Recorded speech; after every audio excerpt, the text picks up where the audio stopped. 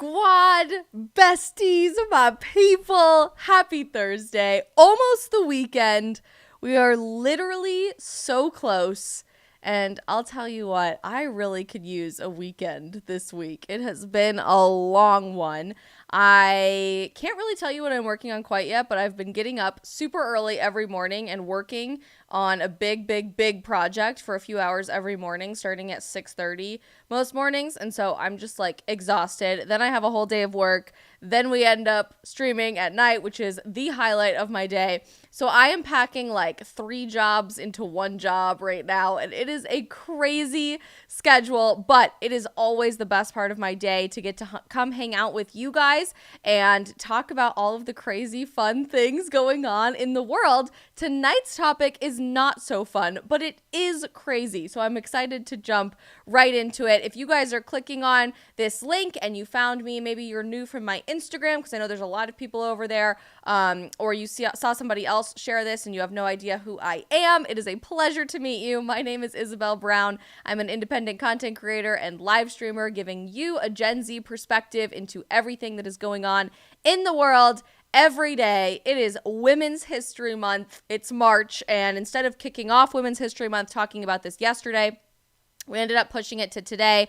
If you read the title of this stream, we will get into it, I promise. But we ended up pushing it to today because last night we had a huge honor and privilege to interview Dallas Jenkins, who is the creator of critically acclaimed and beloved television show, The Chosen. So many of you guys have probably watched that show. And I, for one, am like literally obsessed with it. I have enjoyed it so much. And ultimately, would highly suggest that you guys go check it out as well. But we had a lot of fun with Dallas last night, just breaking down how the show came to be so successful, how independent entertainment might be a newfound journey and venture for countercultural Americans in the future. It's not just independent news or commentary like these live streams anymore, but even independent TV shows like The Chosen that are taking people by storm. We talked about how the show is reaching Gen Z in a really powerful way, and so many other topics. So if you missed that stream last night, go give Dallas some love, go give the team from The Chosen some love, and on whatever platform you're watching on right now, YouTube, Facebook, Twitter, Rumble, or our original streaming gang over on Getter, you guys can go scroll through my old content and look at the stream that we had yesterday. Before we jump into our topic tonight, let's say hi to some people in the live chat. I see we have viewers across every single platform, but not a ton of people are using our live chat, especially on Rumble and Facebook. So I promise you guys, it is so worth it. We love to get to know you. We want to know your commentary, your feedback, your questions, everything that's going on in your life, where you're watching from, if you are a new viewer, in the chat. And I am very smart, but I am not smart enough to read your mind quite yet. So the only way for me to know any of that information is if you guys go ahead and drop it in the chat. And that way we can continue building this amazing community of our live stream fam all across platforms, our besties gang all across platforms on the internet. Looking at you, Rumble. There are a bunch of you watching over there not using the chat. So please drop your name, where you're watching from, how long you've been following me, any fun little anecdotes, and throughout the stream, give us your thoughts on what we are talking about as well. We've got some people watching on YouTube. The Cleaner is here and says, hi, Isabel. Hello, good to see you. Jay is watching on Facebook, says, I just finished the first season of The Chosen. It is awesome. I'm watching from Minnesota. So great. Tons of people in our chat on Getter per usual. Getter gang, you know what's up. Alex Padron says this is going to be an interesting stream. It sure is. Final Fan Freak is here. Eddie Shore is here. Maga Ultron is here. Big Time James is here. Gerald is here. Snow is here. Oh my gosh, so many. Peter Sweden is here. Guys, there are a ton of you out today. We love to see it. Christianity Out Loud is watching from Australia. Amazing. So glad you are here. Charles Chamberlain is here. Gary Upchurch, you say that it's great to see an eyeglass night. No headphones and a baseball cap. A night of rebellion. Okay, I'll be honest. I did not put on makeup all day until about 5 minutes before this stream. I had to wear my glasses today because my eyes have been really bothered. It's a change of seasons happening right now in Phoenix, and it feels like winter, oddly. So like all the trees are shedding everything, and my eyes have just been so itchy and inflamed lately. I could not wear my contacts today. So all of that to be said, I had to wear my glasses. These are what I like to call my old man glasses. And my mom did not understand at all when I bought this pair of frames. She was like, we like left those behind in the 80s for a reason. I love them. Okay. So I'm bringing them back. It's fine. But I do in fact need these to see. I am quite literally almost blind if I do not have my glasses or contacts on. So thank you for bearing with me with my glasses. My eyes just hurt way too much for my contacts. And I hope you guys enjoy a very casual, in my sweatpants, barely any makeup on, no headphones, and baseball cap and glasses kind of night. Steelers Nation Australia is watching on YouTube. I've been here for ages, found you on Instagram. The world is crazy. I need balance and dogs. Well, I'm glad you found me, because those are two things that we do in fact provide on Instagram every day. And I love seeing a beautiful family around the world start to tune into these streams. We have a ton of people not from America that watch every single day. And I'm so glad that you guys are here, because the problems that we are talking about from a cultural perspective are not isolated to the United States of America anymore. They truly are all over the world. So that's a great place to kick us off, I think, as we transition into what we want to talk about tonight. If you follow me on Instagram or on TikTok, you saw that I posted a short form video of this already today, where this philosophy individual / scientist, I'm not really sure what her job actually is, has made a crazy suggestion for what the next frontier of parenthood should look like. And that is roping women in, and men, by the way, to donate their bodies while they have sound body and mind, kind of like opting into an organ donation program, so that when they die, when they are brain dead, we can keep their body alive, even though they are brain dead and have no understanding of what's going on, via machines, and use their body as surrogates to gestate babies, to gestate infants. I wish I was making this up. This literally sounds like something out of Brave New World or The Matrix or Dune, but this is in fact a real suggestion that a philosopher in Norway has made as to what the future is probably going to look like in a bizarre leftist utopia, aka dystopia, when it comes to family and marriage and motherhood. And the reason that I wanted to go into this topic tonight, to really kick off our subjects pertaining to womanhood and anti-feminism, which I think is very important based on our understanding of modern feminism in 2023, is that we are successfully convincing women in modern America and around the world that they should be actively running away from everything that makes them a woman in the first place. Is anybody else noticing that? We used that playbook so successfully with men, and we attacked everything that had to do with masculinity, so much so to the point that anything remotely masculine has been deemed toxic or out of date or no longer welcome in today's society, that now we're repeating the exact same playbook for women, and it's turning out very, very successfully for those who want to erase gender roles, who want to erase biological differences between men and women, and who genuinely just want us to be this homogenous, androgynous, genderless population, ideally probably with all shaved heads wearing burlap sacks so that you couldn't tell who was who. But I cannot in good conscience continue to let people make these types of suggestions, these types of future plans, pioneering new ways to invent what we were intentionally designed by God to do, and be silent about it. So a lot of you guys ask me all the time on social media, in my comment section or in my DMs, like, why would you even give a platform to a subject like this? Why would you even bring it up? The reason we bring it up is because when darkness stays in darkness, it continues to fester, right? For lack of a better term, it gestates and becomes a lot more powerful. And then when you bring the darkness out into the light, there's this huge community that's already bought into it. You have to attack these ideas at the source where they are at, defeat the lies with truth in that moment to bring the darkness out into the light if you want people to understand the difference between reality and fantasy, between what is right and wrong, between what is moral and moral-less. And I think we've adopted that mentality for so long, not even from a political lens, but just from a logical lens in society. Oh, if I just ignore it and I don't give it a platform, that crazy idea will go away. Wrong. That crazy idea is only going to continue getting crazier and picking up traction and steam and gaining a huge community of people who buy into it with everything they've got if we don't attack it exactly where it is in the moment and bring that darkness into the light. So that's exactly what we're going to be doing tonight with this insane suggestion of whole body gestational donation. And I just can't.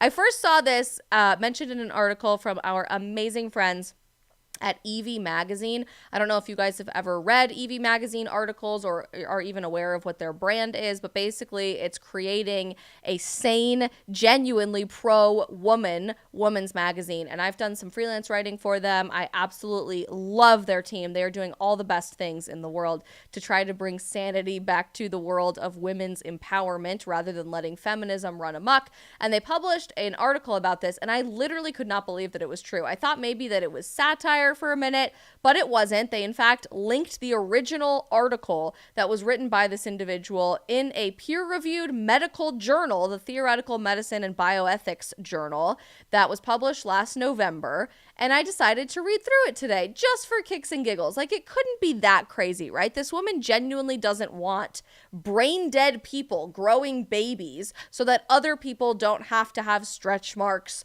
or deal with being pregnant, right? Like, that's crazy. There's no way. Oh, yes, there is, besties. That is exactly the way that this person wants our society to be structured. So again, this is from the Journal of Theoretical Medicine and Bioethics. And this scientist, I have to remind myself of her name. Her name's like Anna something, really long last name.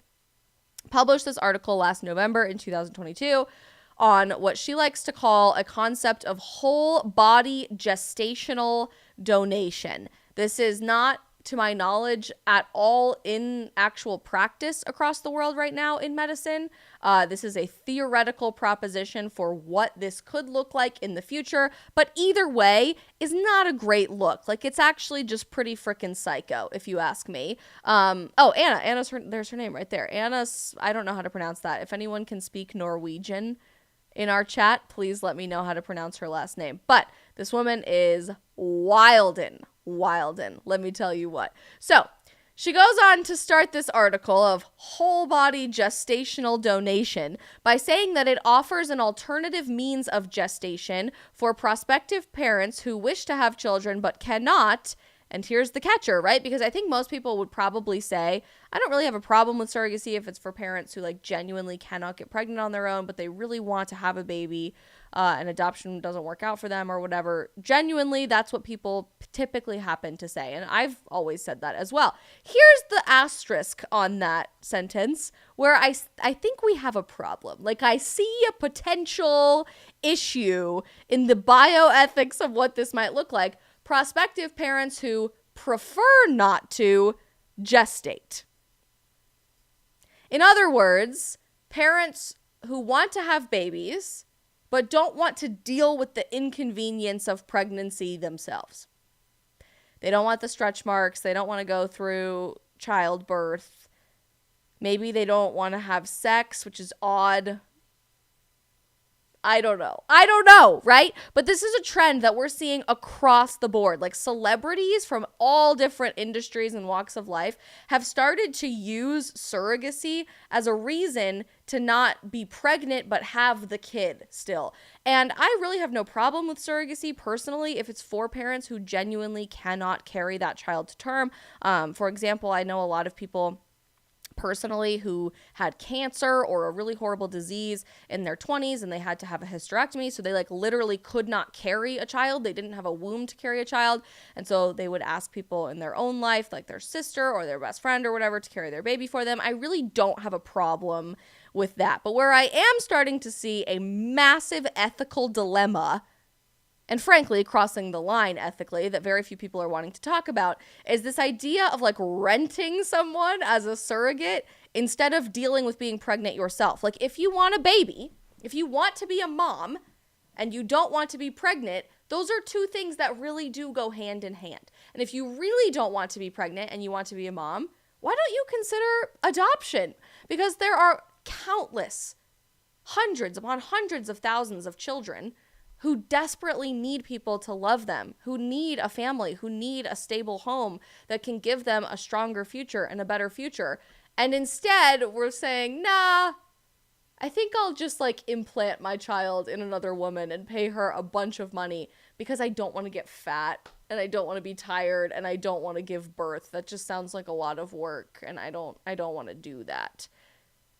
If there are any other women watching this that just feel like that is a total slap in the face to womanhood, drop that knowledge in the chat, because I think it is so bizarre. Al reminds us in our YouTube chat, it's actually not a new idea. The wealthy have been doing it for quite a long time. They just kept it quiet. That's exactly true. And this is not a new concept. I think it's just getting a lot more publicity lately because some of the most famous people on the planet are doing this. Paris Hilton just did this and announced the birth of her child last week, a couple days ago. And it's happening everywhere. But I'm a woman. I'm 25. I'll be 26. I'm a woman. Shocker. I probably have to define that for you guys in 2023. I will be 26 in May. I'm engaged. I'm getting married next year to the love of my life. And I'm so excited about that. And genuinely, my entire life, I have longed to be a mom. And I never, ever remotely considered that becoming a mother meant that I could avoid pregnancy. Like, I genuinely want to experience pregnancy. That's the most badass, incredible thing that a woman could possibly do. And quite literally was what God designed us to do. Like, there's a reason men cannot carry a child and birth it into the world. Your body can't handle it. In fact, women's pain tolerance is significantly higher than men for that reason. You are doing like the toughest thing in the entire world, growing another human being, and then basically like ripping your own body apart to bring that child into the world, and you can do it again and again and again, which blows my mind just scientifically how amazing and crazy that is, right? And instead of valuing that and encouraging women to lean into that, and love it and embrace that part of our identity. Instead, we're like, nah, I just don't want to be fat. For 9 months? What? So instead, we would prefer to have another human being do it for us, to grow that life for us, which, by the way, completely removes the physical bond that you have with your baby. Like, when you are pregnant, that baby's DNA stays in your body as a woman forever. And that baby can heal you as a woman. When you are pregnant as the mom, it can heal you of all kinds of things by donating stem cells to you. Like, the science behind that is insane. Babies even are born recognizing the sound of their mom's voice and touching their mom. Like, immediately they can have a physiological response to touching their mom because they recognize the woman that grew them in the womb. It's so intentionally designed for that reason. And just because it's possible to do something else doesn't mean we should do something else. I feel like this is the definition of just because you can does not mean you should. And we're starting to see that problem just with the surrogacy industry in general. But now to suggest that brain dead women who are literally not even alive should be kept alive via machines, kept breathing via machines, to grow a baby that's not their baby is so bizarre to me. So bizarre. Somebody in our YouTube chat just said, my immune system became very strong after my pregnancies and my allergies went away. So cool. Like, literally beyond cool. Beyond cool. Let's see what you guys are saying in the Getter chat.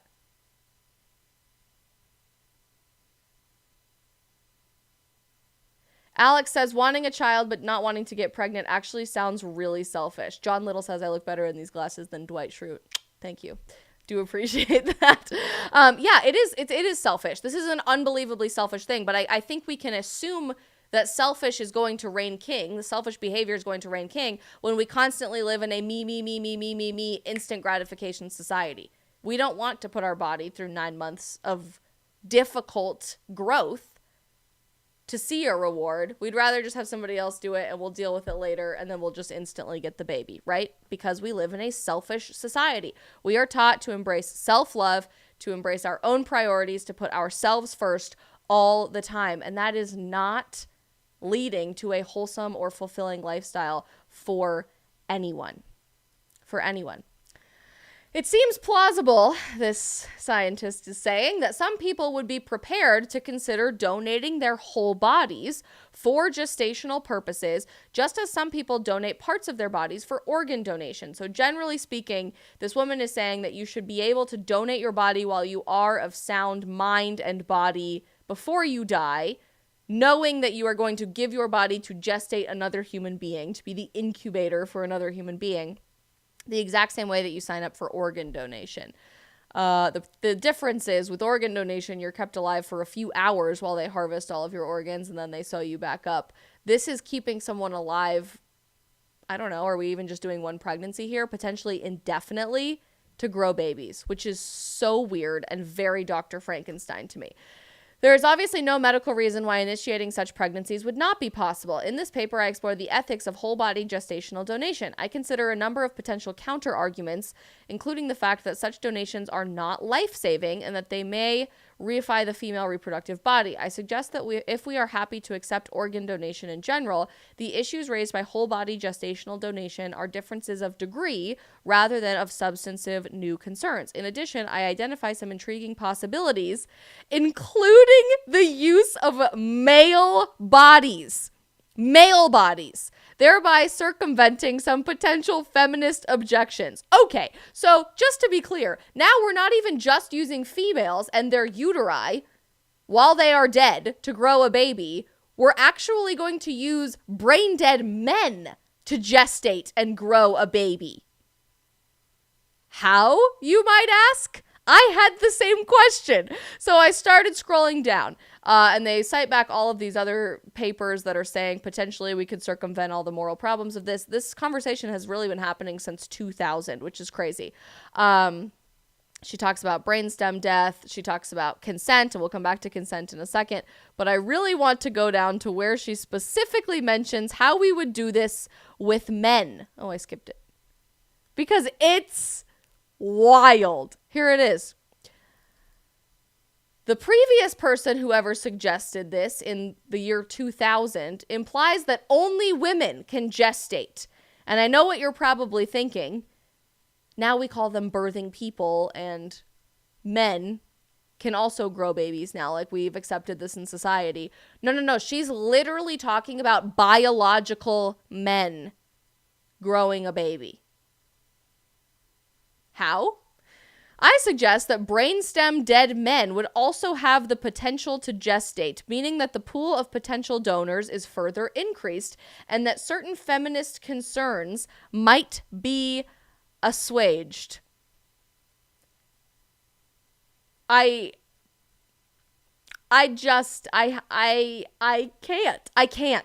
can't. How would this happen? Like, I'm shook. I'm looking for the exact part in this article where she specifically explains how it would happen with men.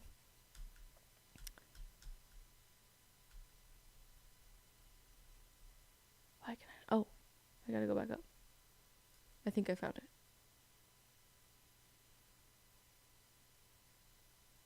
Bear with me. Oh, here it is. Okay. Let's go here. One might argue that women's whole body gestational donation, WBGD, involving brain dead women has no implications for living women any more than harvesting the heart from a brain dead man has an impact on living men. However, perhaps this is disingenuous. This gestational donation necessarily involves the separation of women's reproductive functions from their very consciousness. Okay, so you're acknowledging that these are unconscious women who can't possibly fathom the fact that they are growing a baby seems a little ethically problematic to me. Even if no one would suggest this should alter the way that we regard ordinary women and their pregnancies, it might send an implicit message or reinforcement to deeply entrenched assumptions and prejudices. The prospect of the unconscious woman's body, filled and used by others as a vessel, is a vivid illustration of just what feminists have fought against for many years. Exactly. Where the hell are the feminists talking about this? The author goes on to say these feminist concerns, however, might be mitigated if men could also participate in whole body gestational donation. The prospect of male pregnancy is not, as many would imagine, fanciful or a piece of science fiction. In 1999, Robert Winston told reporters that there were no intrinsic medical problems with initiating a male pregnancy. I don't know. I can think of one. How's the baby going to come out? Anybody? This is not the silicone butt baby that we talked about several months ago on the stream. Trust me, you don't want to know. Like, this is a real human child that needs to come out. I guess a C-section, but there's an intrinsic medical problem that you don't have a place to send the baby when it's ready to come into the world. The danger would be in the delivery. We already know that pregnancies can come to term outside the uterus. The liver is a promising implantation site because of its excellent blood supply. However, this could be risky, even fatal for the person carrying the pregnancy. So, I'm sorry, how is that not an intrinsic medical problem? If it can kill a man to grow a baby, how is that not problematic to make a man grow a baby? But for the brain-dead donors, the concept of fatal is meaningless. Oh, that makes it so much better. The gestator is already dead. Thus, even if the liver is damaged beyond repair after the gestation, this would not pose a problem, except insofar as it might mean that male gestators could carry only one pregnancy rather than many consecutive ones. So she is acknowledging here that if you are a female that is brain dead, growing a baby, it would not stop at one pregnancy. Like, this could just keep going for years and years and years and years and years, which is incredibly Frankenstein feeling to me, and I just really hate it. But good news, we can assuage the feminists. The prospect of the male gestator could thus appease some feminists who might otherwise feel that brain-dead gestation is a step too far in the objectification of woman's reproductive functions. I can't.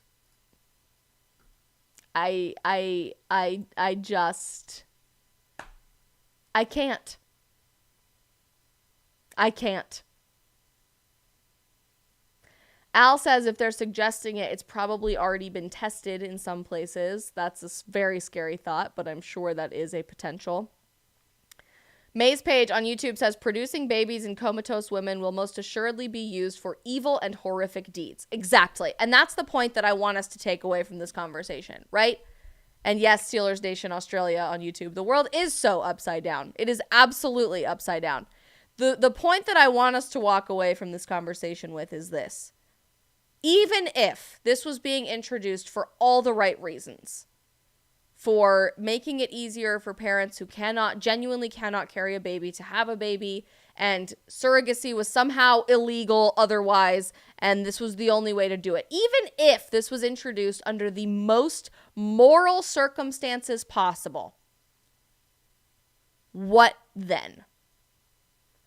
The problem with these people is that they are so far up their own ass that they genuinely cannot comprehend how people would use such technology for bad.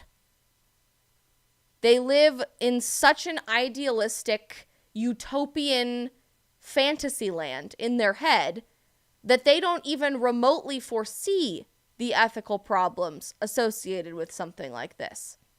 Like, I don't know. Let's just play the tinfoil hat game like we love to do on this stream all the time.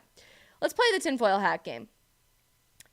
What if this was the only way we were ever allowed to have children again?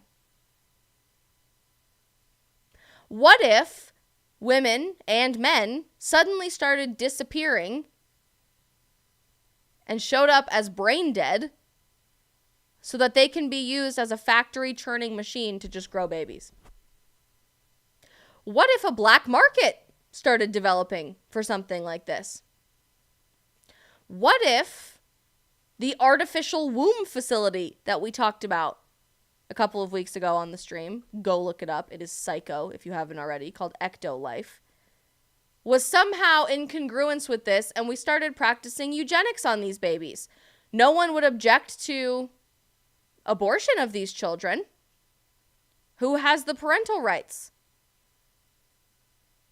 What if that baby has a learning disability or a physical abnormality or isn't the gender that we want it to be? Are we just going to abort those children?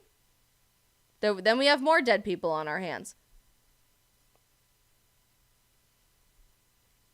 What if certain people become more valuable as donors based on certain physical characteristics, and those people just started disappearing in society and then turning up as brain-dead, whole-body gestational donors?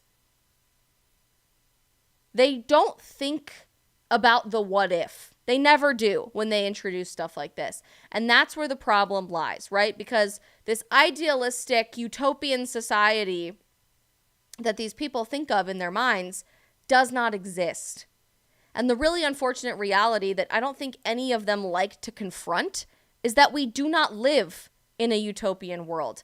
We live in an incredibly dystopian world. We live in a fallen world. Because people make bad decisions. People murder each other. People rape each other. People punch each other in the face. People run each other over with their cars. People launder money. People commit fraud. People break the law and people sin every single day.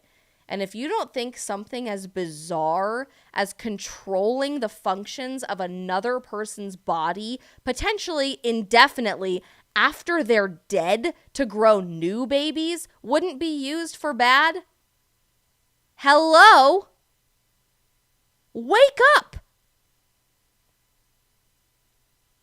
I would love to take this woman out to lunch, like genuinely, and just pick her brain and see how her brain works. Because these are the same people that will scream at you until they are blue in the face that this is advancing women's rights. That this is women's empowerment. This is feminism.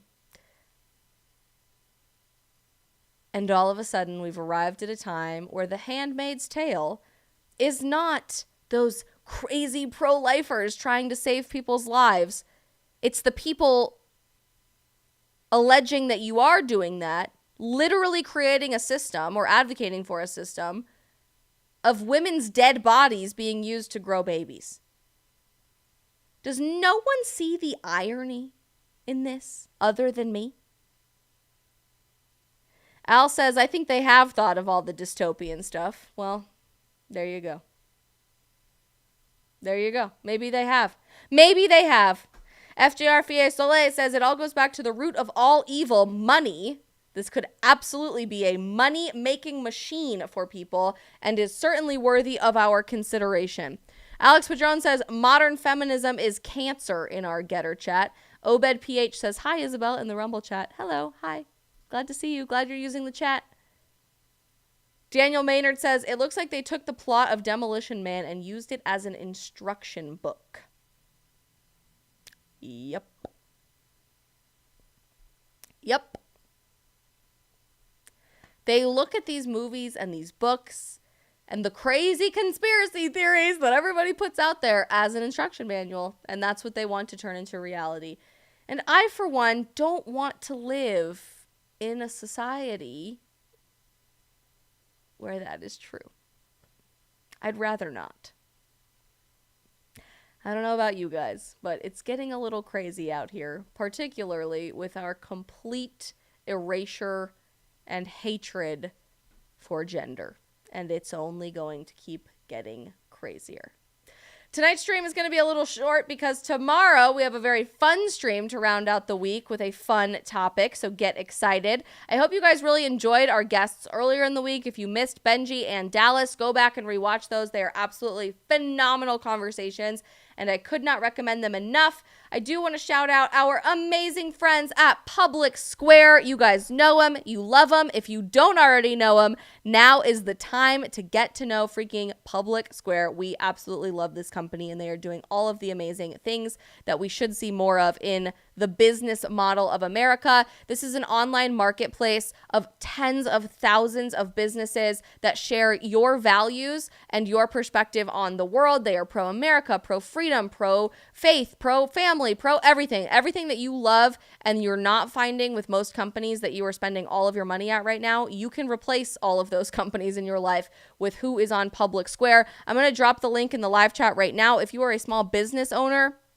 either nationally or locally, and you sell products, go use the link that I'm dropping in the live chat right now to put your business on Public Square. It is a fantastic directory, a great opportunity to reach a huge customer base, and they just went public, which is super exciting. You can go to publicsq.com or download the app on the App Store or the Google Play Store to check out businesses that share your values in your area and around the country that you can help support. This is going to be the best way for us to change culture and prevent all of the insanity, like what we just talked about tonight, is voting with our dollars and changing culture with our dollars. It actually makes the biggest difference in the world, and they're doing a bunch of stuff to expand this platform in 2023, including introducing e-commerce inside the app, meaning you can check out from all of those businesses inside the app, among tons of other exciting fun announcements. So go give Public Square some love, follow them on social media, go to publicsq.com or download the app on the App Store or on the Google Play Store and use that link that I just dropped in the chat to add your small business to Public Square. If you are a business owner, we had a donation in our super chat over on Rumble from Obed PH. Thank you so much for being here. You said, I lost hope a long time ago. Our future will be tragic. First of all, thank you for donating. Second of all, never lose hope. And that is the message that I want to send to you guys today. Look, all of this stuff is crazy, absolutely insane, right? Every day feels a little bit more dystopian and upside down, and it's easier and easier to feel hopeless. But I want you to remember, A, we are only here for a very short period of time. This life is very, very temporary, and this world is not our home. So instead of letting everything that's going around you in your environment determine your circumstances and your feelings and your hope, try to make this world a little bit more like the next one, because this world is intended to be a test of our character. It's intended to be difficult. This is not paradise, and we know that on purpose. The next life is paradise if we can get through the insanity of this world. And so don't feel like your hope has to be tied to the news of the day or what the general populace of our country or our world is doing.